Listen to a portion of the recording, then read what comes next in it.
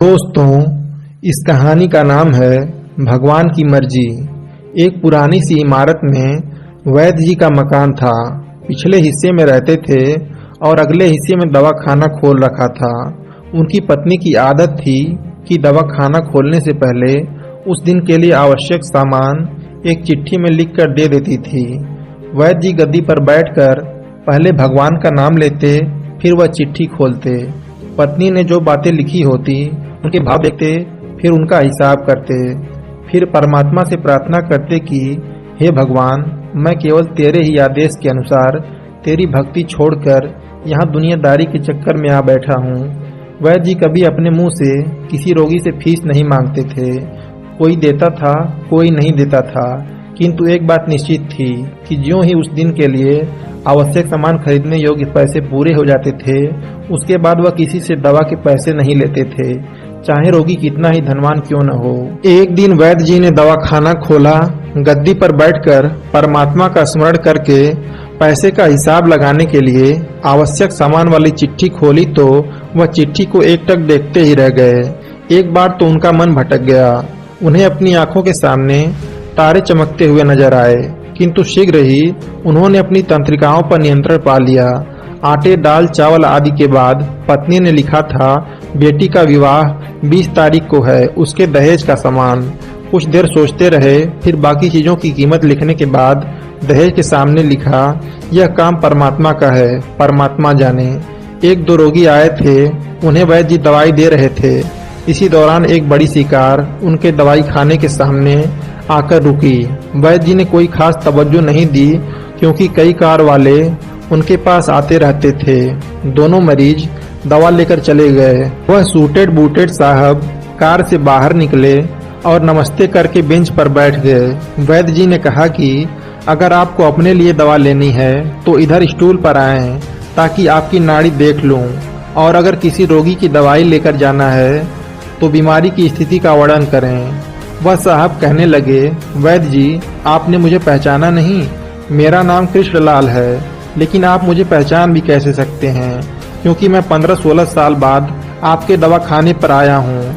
आपको पिछली मुलाकात का हाल सुनाता हूँ, फिर आपको सारी बात याद आ जाएगी। जब मैं पहली बार यहाँ आया तो मैं खुद नहीं आया था, अपितु ईश्वर ने मुझे आपके पास ले आया था, क्योंकि ईश्वर ने मुझ पर कृपा की थी और वह मेरा घर आबाद करना चाहता था। हुआ इस तरह था कि मैं कार से अपने पैतृक घर जा रहा था। बिल्कुल आपके दवा खाने के सामने हमारी कार पंचर हो गई। ड्राइवर कार का पहिया उतारकर पंचर लगवाने चला गया। आपने देखा कि गर्मी में मैं कार के पास खड़ा था तो आप मेरे पास आए और दवा खाने की ओर इशारा किया और कहा कि इधर आकर कुर्सी पर बैठ जाएं। अंधा क्या चाहे दो आंखें। और मैं आकर कुर्सी पर बैठ गया। ड्राइवर ने कुछ ज्यादा ही देर लगा दी थी। एक छोटी सी बच्ची भी यहाँ आपकी मेज के पास खड़ी थी और बार बार कह रही थी, चलो न बाबा, मुझे भूख लगी है। आप उससे कह रहे थे कि बेटी थोड़ा धीरज रखो, चलते हैं। मैं यह सोचकर कि इतनी देर से आपके पास बैठा था और मेरे ही कारण आप खाने भी नहीं जा रहे थे, मुझे कोई दवाई खरीद लेनी चाहिए ताकि आप मेरे बैठने का भार महसूस न करें। मैंने कहा, वैद्य जी, मैं पिछले 5-6 साल से इंग्लैंड में रहकर कारोबार कर रहा हूँ। इंग्लैंड जाने से पहले मेरी शादी हो गई थी, लेकिन अब तक बच्चे के सुख से वंचित हूँ। यहाँ भी इलाज कराया और वहाँ इंग्लैंड में भी, लेकिन किस्मत ने निराशा के सिवा और कुछ नहीं दिया। आपने कहा था, मेरे भाई, भगवान से निराश न हो। याद रखो कि उसके कोष में किसी चीज की कोई कमी नहीं है। आस औलाद, धन इज्जत, सुख दुख, जीवन मृत्यु सब उसी के हाथ में है। यह किसी वैद्य या डॉक्टर के हाथ में नहीं होता और न ही किसी दवा में होता है। जो कुछ होना होता है वह सब भगवान के आदेश से होता है। औलाद देनी है तो उसी ने देनी है।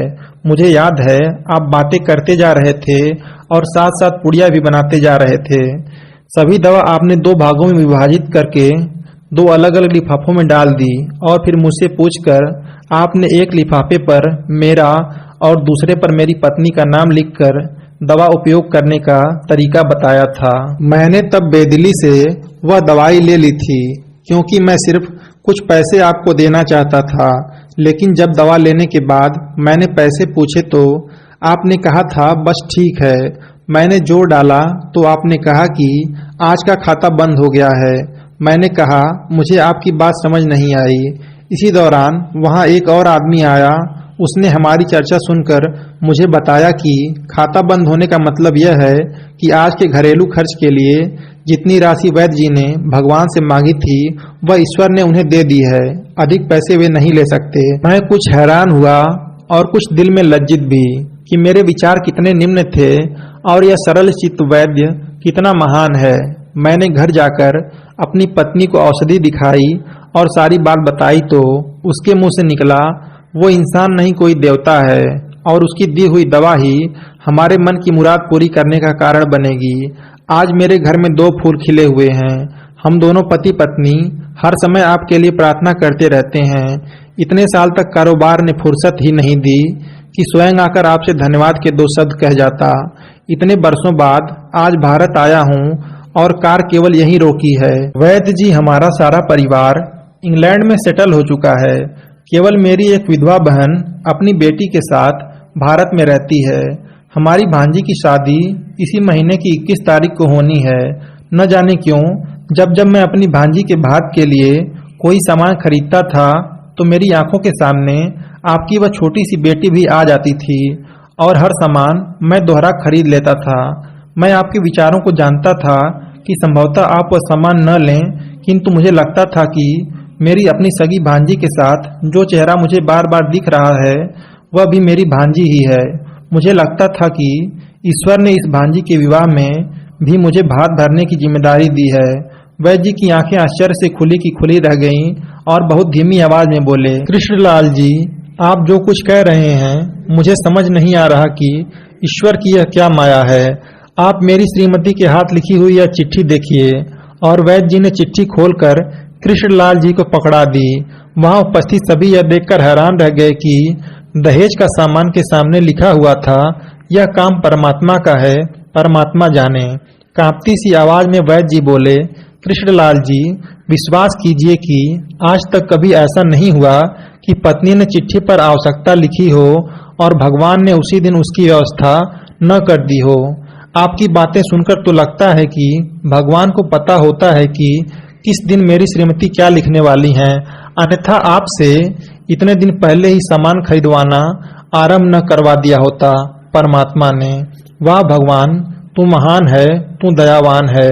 मैं हैरान हूँ कि वह कैसे अपने रंग दिखाता है। वैद्य जी ने आगे कहा कि जब से होश संभाला है एक ही पाठ पढ़ा है कि सुबह परमात्मा का आभार करो, शाम को अच्छा दिन गुजरने का आभार करो, खाते समय उसका आभार करो, सोते समय उसका आभार करो। शुक्र है मेरे मालिक, तेरा लाख लाख शुक्र है।